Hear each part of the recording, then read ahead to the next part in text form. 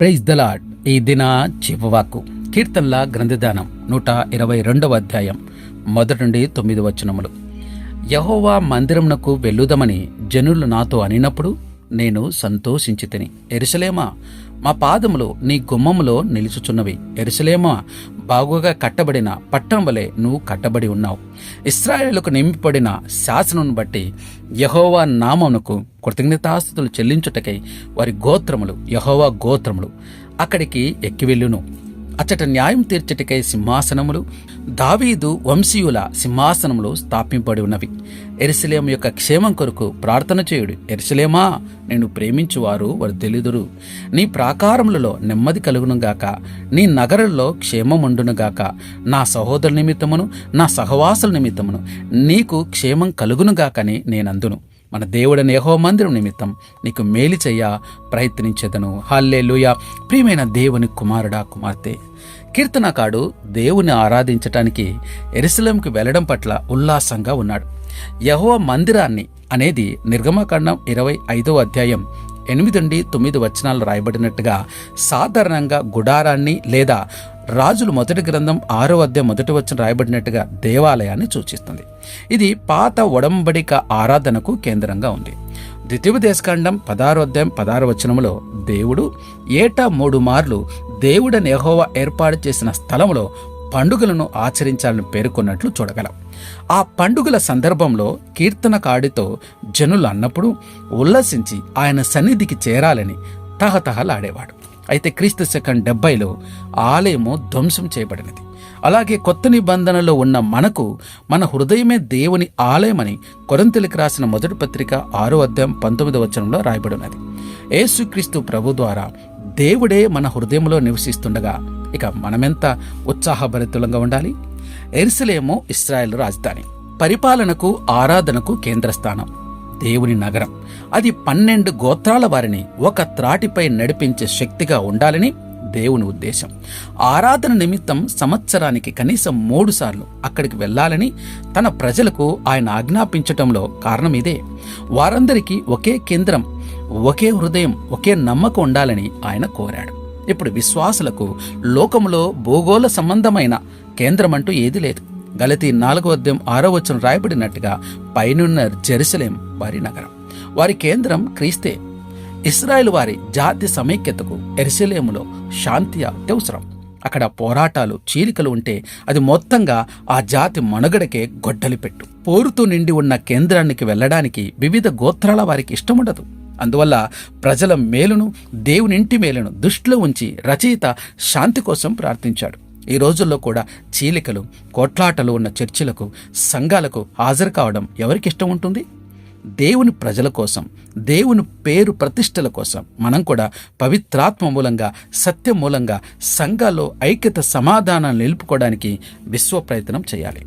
ఎఫెసీయులకు రాసిన పత్రిక 4వ అధ్యాయం 1 నుండి 3 వచనములో పౌలు రాసినట్లుగా మనం సమాధానమును బంధం చేత ఆత్మ కలిగించు ఐక్యమును కాపాడుకునుట యందు శ్రద్ధ కలిగిన వారమే, ప్రేమతో ఒకనొకడు సహించుచు మనం పిలువబడిన పిలుపు తగినట్టుగా దీర్ఘ శాంతంతో కూడిన సంపూర్ణ వినయంతోనూ సాత్వికతోనూ నడుచుకోవాలి. 9వ వచనంలో మన దేవుడైన యెహోవా మందిరం నిమిత్తము నీకు మేలు చేయ ప్రయత్నించెదను అని కీర్తనకాడు అంటున్నాడు. ప్రతి క్రైస్తవునికి ఇది ఆదర్శం. క్రీస్తు సంఘానికి, ప్రజలకు మేలు జరిగే మార్గాలనే ఎప్పుడూ ఆలోచిస్తూ ఉండాలి. శాంతి మన హృదయ సింహాసనాలపై కూర్చొని మన చర్యలన్నిటినీ శాసిస్తూ ఉండాలి. మనలోని శాంతిని భంగం చేసే ఏ పనైనా, శాంతికి వ్యతిరేకంగా ఉన్న ఏ పనైనా, మనల్ని కంగారులో, భయంలో పడవేసే ఏ పనైనా మానుకోవాలి. హృదయంలో శాంతి కోమలమైన కుసుమం, పాపం దాన్ని వాడిపోయేలా చేస్తుంది. దేవుడు కొద్ది వాక్యమును దీవించునుగాక. ప్రార్థన చేసుకుందాం. మా ప్రియ పరలోకపు తండ్రి, ఇంతవరకు నీ వాక్యం ద్వారా మీరు మాట్లాడిన ప్రతి మాటను బట్టి నీకే కృతజ్ఞతాస్తుతులు చెల్లిస్తున్నాం. ఎంత గొప్ప దేవుడు, ఎంత నమ్మదగిన దేవుడు ప్రభు. ప్రతిదినం ఈ రీతిగా నీ వాక్యాన్ని మాకు బోధిస్తూ మేము సరైన మార్గంలో నడవటానికి నీ కృపనిస్తున్నందు బట్టి నీకు స్తోత్రాలు. నిజంగా ప్రభా తండ్రినైనా సంవత్సరానికి 3 సార్లు అయా తండ్రి ఇశ్రాయేలు ప్రజలు నీ మందిరానికి వెళ్ళటానికి అయా తండ్రి ప్రయాణం చేస్తున్నప్పుడు వాళ్ళు పాడుకుంటూ తండ్రి ఆ కీర్తనలు ధ్యానిస్తూ అయా ముందుకెళ్ళేవారని అయ్యా తండ్రి మరి చెప్పినటువంటి మాటను బట్టి నీకు స్తోత్రాలు. నిజంగా వారు ఆ మందిరానికి వెళ్తున్నప్పుడు అయ్యా సంతోషంతో ఉత్సాహంతో గెంతులు వేసుకుంటూ వెళ్ళేవారని ప్రభా తండ్రి మరి నీ వాక్యం ద్వారా చెప్పి ఉంటున్నావు. కానీ ఈరోజు ప్రభా తండ్రి మందిరానికి వెళ్ళాలంటే చాలా కష్టంతో కూడుకున్న పని అవుతుంది. అయ్యా తండ్రి ఏవేవో పనులు సాకులు చెప్తా ఉంటున్నాం మందిరానికి వెళ్ళాలంటే. నిజంగా ప్రభా తండ్రి ఎంత చక్కగా తండ్రి నేను మందిరం అందుబాటులో ఉన్నా అయ్యా తండ్రి పెద్దగా దూరం ఉండదు, అయినప్పటికీ నేను మందిరానికి వెళ్ళాలంటే చాలా కష్టంతో కూడుకున్న పని అయిపోతుంది. అందుకే మా బ్రతుకులలో ఆశీర్వాదాలు ఆగిపోతున్నాయ్యా. నీ మందిరమును ప్రేమించువారు వర్ధిల్లుతారు, అంతే ప్రభా తండ్రి వర్ధిల్లుతారు.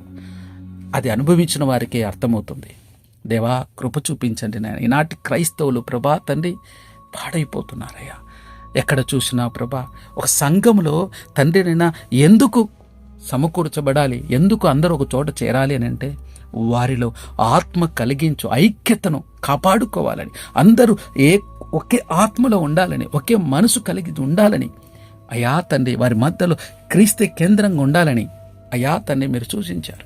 కానీ ఈరోజు ప్రభా తండ్రి మందిరానికి వెళ్ళడం కంటే ఆన్లైన్లో చూసేద్దాం ఇవన్నీ ఉన్నాయి కదా అనుకుంటూ ప్రభా తండ్రి వాటికి అలవాటు పడిపోతున్నారు.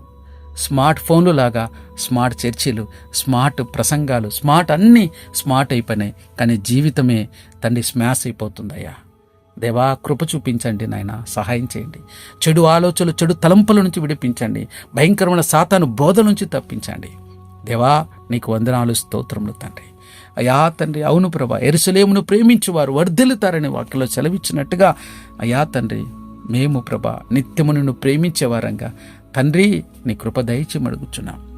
తండ్రి నీకు వందనాలు, స్తోత్రములు తండ్రి. నెమ్మదిని దయచేయండి ప్రభా, కృప దయచేయమని అడుగుచుంటున్నాం తండ్రి. దేవా ఇంతవరకు నాయన అనేక విషయాలు మాకు బోధించారు. నీ వాక్యానుసారంగా జీవించటం మాకు నేర్పించమని అడుగుచున్నాం తండ్రి. త్రొట్టిల్లకుండా కృప చూపించండి అయ్యా తండ్రి, సహాయం చేయమని అడుగుచున్నాం. మేమేనైనా తండ్రి నువ్వు ఎప్పుడు మాకు సమీపంగా ఉన్నావు, మేమే నేను విడిచి పారిపోతున్నాం, లోకంలో పడిపోతున్నాం, లోకంలో ఉన్న వాటి కొరకు పరిగెత్తుతున్నాం. ప్రభువా సహాయం చేయండి నాయన, నీకు వందనాలు, స్తోత్రములు తండ్రి. ఎందరైతే ప్రార్థనలు ఏకీభవిస్తున్నారో వారి జీవితాలలో ఏ సమస్యలున్నా, ఏ కష్టాలున్నాయో, ఏ ఇబ్బందులు వాటన్నిటిని విడిపించండి. సంఘమును, సంఘ కాపలను, సువార్థికులను, పరిచయం చేస్తున్న వారిని నీ కృపాబలం, బాత్ఫలం చేత నింపి నడిపించండి. హతసాక్షులు అవుతున్న ఆత్మలు శాంతి, సమాధానం వారి కుటుంబాలకు ఆదరణ, నెమ్మదిని అనుగ్రహించండి. కాలనీ నాయకులు, గ్రామ నాయకులు, రాష్ట్ర నాయకులు, దేశ నాయకులు ప్రతి ఒక్కరిని జ్ఞాపకం చేసుకొని అయా చక్కని పరిపాలించిన పనులు జ్ఞానం తింపడుగుచున్నాం. దిక్కులేని వారు, విధురాంటిని, కనీసం ఒక పూట కూడా తిండి దొరక అలమటిస్తున్న పేద ప్రజలను మీరు జ్ఞాపకం చేసుకోమడుగుచున్నాం తండ్రి. విరిగి నలిగిన హృదయాన్ని లక్ష్యపెట్టువాడా సహాయం చేయండి నాయన. అలాగే తండ్రి అనేక సమస్యల కారణంగా కోర్టు చుట్టూ తిరుగుతున్న బిడ్డలు జ్ఞాపకం చేసుకుని విడిపించమని అడుగుచున్నాం. అలాగే తండ్రి జైల్లో మగ్గుతున్న వారిని విడిపించండి. దేవానికి స్తోత్రములు తండ్రి. అలాగే బార్డర్లో సైనికులను, రైతులు జ్ఞాపకం చేసుకుని చక్కని పంట పొలాలు పండులను కృప చూపించమని అడుగుచుంటున్నాం తండ్రి, సహాయం చేయండి. అంతేకాకుండా ప్రభా ఇదిగో తండ్రి కోత విస్తారంగా ఉంది, పనివారి కొద్ది మందికి ఉంటుండగా నిజమైన పనివారి నిమిత్తం ప్రార్థన చేస్తున్నాం, సహాయం చేయండి నాయన. కృప చూపించమని అడుగుతున్నాం, నెమ్మదిని దయచేయమని అడుగుచూ ఉంటున్నాం తండ్రి. నీకు వందనాలు, స్తోత్రాలు. అంతేకాకుండా బిడ్డలు ఇంకా తండ్రినైనా ఎవరు ఏ సమస్యలో ఉన్నారు వారందరూ జ్ఞాపకం చేసుకోండి తండ్రి. గర్భఫలం, ఉద్వేగం, వివాహాల కొరకు ఎదురు చూస్తున్న బిడ్డలకు సహాయం చేయండి. గర్భంతో ఉన్న బిడ్డలకు నార్మల్ డెలివరీ అనుగ్రహించండి. జన్మదినాలు, వివాహ దినాలు జరుపుకున్న బిడ్డలకు జీవితాలు మీరు ఇచ్చిన నూతన దాక్రీటాలను బట్టి నీకే స్తుతులు, స్తోత్రాలు చెల్లిస్తున్నాం, సహాయం చేయండి. అలాగే తండ్రినైనా విరిగి నలిగిన హృదయ లక్ష్య పెట్టువాడ సహాయం చేయమని అడుగుతున్నాం. వ్యసనాల కారణంగా భయంకరమైన పాపంలో పడిపోతున్నారయ్యా. ఆ భయంకరమైన పాప స్థితి నుంచి విడిపించండి. నానావిధ రోగుల చేత బాధపడుతున్న ముట్టండి, తాకని స్వస్థపరచండి. దయ్యముల చేత, దురాత్మల చేత పెడుతున్న వారిని విడిపించండి. దేవా సహాయం చేయమని అడుగుచున్నాం తండ్రి. నీవే మా దేవుడు, మా రక్షకుడు, మా విమోచకుడు, మా ప్రాణప్రియుడు తండ్రి, సహాయం చేయండి నాయన. నువ్వు తప్ప మాకెవరు సహాయం చేస్తారయ్యా. ప్రేమించేవారు లేరు, ఆదరించేవారు లేరయ్యా. నువ్వు మాత్రమే మనం ప్రేమించే దేవుడు కాబట్టి మాకు సహాయం చేసి నడిపించమని అడుగుచున్నాం. ప్రతి బంధకాల నుంచి విడిపించమని అడుగుచుంటున్నాం తండ్రి. ఇదిగో ప్రభా తండ్రి, ఈ యాత్ర కీర్తనలు ప్రభా మేము ధ్యానిస్తుండగా నువ్వు మాట్లాడకుండా ప్రతి మాటను జాగ్రత్తగా వింటూ మా బ్రతుకులో ఏ మార్పు తీసుకురావాలో తండ్రి, ఆ మార్పు కొరకు మమ్మల్ని మేము తండ్రి నీ సన్నిధిలో తగ్గించుకొని మా పాపుల విషయమే పశ్చాత్తాపపడి అయ్యా నిన్ను వేడుకుంటూ అయ్యా మేము మమ్మల్ని మార్చుకుంటూ నీ కృప దయచేయమని అడుగుచున్నాం. మా బ్రతుకులు మార్చేది నీ వాక్యమే తండ్రి. కాబట్టి నీ వాక్యానుసారంగా జీవించటకు నీ కృప దయచేయమని అడుగుచున్నాం. తొట్టిల్లకుండా కృప చూపించమని అడుగుచుంటున్నాం. అయ్యా తండ్రి సహాయం చేయండి. లోకంలో పడిపోకున్నట్టు లోకపు ఆశలో పడిపోకుండా కృప చూపించండి. వ్యసనాలలో పడిపోకుండా కృప చూపించండి. దేవా సహాయం చేయమని అడుగుచున్నాం తండ్రి. ప్రతి శాపపు బంధకాల నుంచి విడిపించి నెమ్మదిని దయచేయమడుగుతున్నాం. సమస్తము ప్రభా నీ పాదాల చెంత పెడుతున్నాం. మమ్మల్ని తగ్గించుకుని నేను మాత్రమే ఇచ్చిస్తున్నాం. ఎనపలను మా ప్రభు రక్షణ యేసుక్రీస్తును అడిగి ప్రార్థిస్తున్నాం తండ్రి. ఆమేన్, ఆమేన్.